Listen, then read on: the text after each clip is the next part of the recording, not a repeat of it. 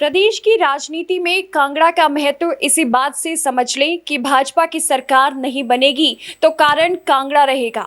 आम आदमी पार्टी स्थापित होती है तो कारण कांगड़ा रहेगा, और अगर कांग्रेस मजबूत होती है तो भी कारण कांगड़ा ही रहेगा। ऐसे में कांगड़ा में कौन से राजनेता हैं जो कांगड़ा को किसी पक्ष में कमजोर या मजबूत कर सकता है? अगर बात भाजपा की करें तो मंत्री और राजपूत दोनों फैक्टर भाजपा के पास है। विक्रम ठाकुर, राकेश पठानिया, विपिन परमार के अलावा रमेश धवाला, किशन कपूर, सरवीन चौधरी और इंदु गोस्वामी। लेकिन निगाहें फिर भी कांग्रेस पर टिकी हैं। कांग्रेस नेता सुधीर शर्मा दोनों ही दलों के लिए एक महत्वपूर्ण कड़ी बने हुए हैं और लगातार मीडिया में खबरें उनको लेकर चल रही हैं कि वो कांग्रेस से बीजेपी में या फिर आम आदमी पार्टी में जा सकते हैं। राजनीति में संभावनाओं से इनकार नहीं किया जा सकता है, और जैसे कांग्रेसी पूरे देश में पार्टी से पलायन कर रहे हैं, उसी गति से कहीं ना कहीं हिमाचल में भी माहौल मीडिया के माध्यम से बनाने का प्रयास यहां होता नजर आ रहा है। कांग्रेस की कमजोर कड़ी कांगड़ा में सुधीर शर्मा को किस लिए माना जा रहा है और किस लिए बार बार उनको लेकर चर्चा है कि वो भाजपा या आप में जा सकते हैं? यहाँ अगर इतिहास की बात करें तो 2017 तक सुधीर शर्मा एक मजबूत नाम कांग्रेस के रहे, लेकिन 2017 के चुनाव से ठीक पहले भी ऐसा ही माहौल कांग्रेस पार्टी में था, जिसमें सुधीर शर्मा और जेएस बाली दोनों ही उस समय मंत्री कांग्रेस पार्टी के थे और दोनों को लेकर ये चर्चा थी कि ये पार्टी छोड़कर भाजपा में जा सकते हैं।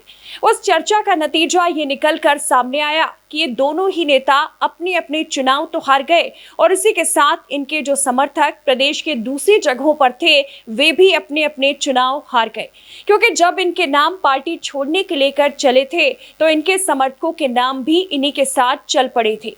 ये किस्सा तो 2017 का था। 2022 की अगर हम बात करें तो जेएस बाली का निधन हो चुका है और रघुवीर सिंह वाली कांगड़ा में मिलकर चुनाव लड़ने की बात बार बार कर रहे हैं। मतलब वे एक तरह से इस बात का संदेश पार्टी के भीतर अपने विरोधियों को दे रहे हैं कि पुरानी बातें खत्म हो गई हैं और अब नई लड़ाई साथ मिलकर पार्टी के लिए लड़ी जाएगी। इन सबके बीच में एक बार फिर सुधीर शर्मा आम आदमी पार्टी के निशाने पर आए हैं और इसी के साथ भाजपा के निशाने पर भी लगातार चल रहे हैं। सूत्रों के माने तो लगातार सुधीर शर्मा के ऊपर दोनों ही राजनीतिक दल पार्टी को ज्वाइन करने की बात कर रहे हैं, लेकिन राजनीति के मंजे हुए खिलाड़ी अब सुधीर शर्मा हो चुके हैं। ऐसे में वे आम आदमी पार्टी में जाएंगे या भाजपा में जाएंगे या फिर कांग्रेस पार्टी में रहेंगे। कोई भी निर्णय उनके लिए किसी बड़े जोखिम से कम नहीं है, क्योंकि 2017 की चुनावी हार के बाद अब सुधीर शर्मा 2022 की हार का सामना नहीं कर सकते हैं, क्योंकि उसके बाद सुधीर शर्मा की राजनीतिक दिशा को अगर नया बल मिलना है तो सिर्फ जीत के मंत्र के साथ ही मिल सकता है। लेकिन वही सुधीर शर्मा भी इस बात को लेकर कहते हैं कि मीडिया के माध्यम से या मीडिया का दुरुपयोग करके आज के दौर में ये राजनीतिक दल इस तरह की खबरों को लगातार फैलाने का प्रयास करके उन्हें राजनीतिक नुकसान देने का प्रयास कर रहे हैं कि मैं भाजपा में जा रहा हूं और आम आदमी पार्टी में जा रहा हूं। उन्होंने कहा अभी तो मैं कांग्रेस में हूं और कांग्रेसी ही हूं। लेकिन इन सब के बीच में 23 तारीख को राष्ट्रीय अध्यक्ष जगत प्रकाश नड्डा भी एक प्रेस कॉन्फ्रेंस कांगड़ा में कर सकते हैं।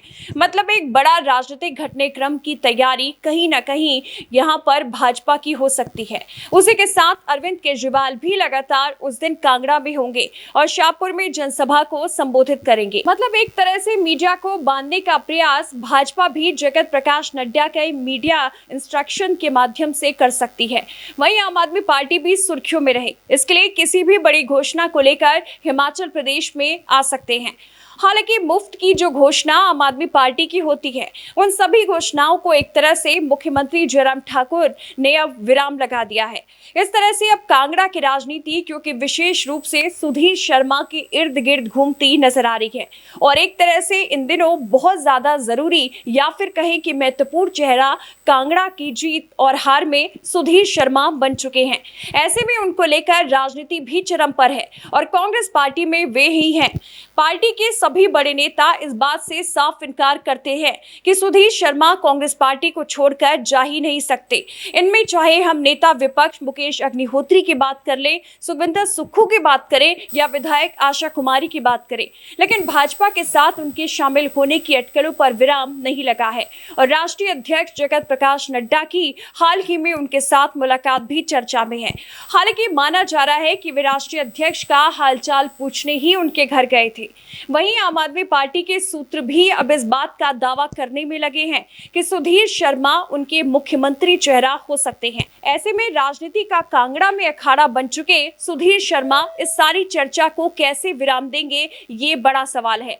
हालांकि अभी तक ऐसी कोई प्रतिक्रिया सामने नहीं आई जिससे कहें कि सुधीर शर्मा ने अटकलों पर कोई ठोस विराम लगाया हो।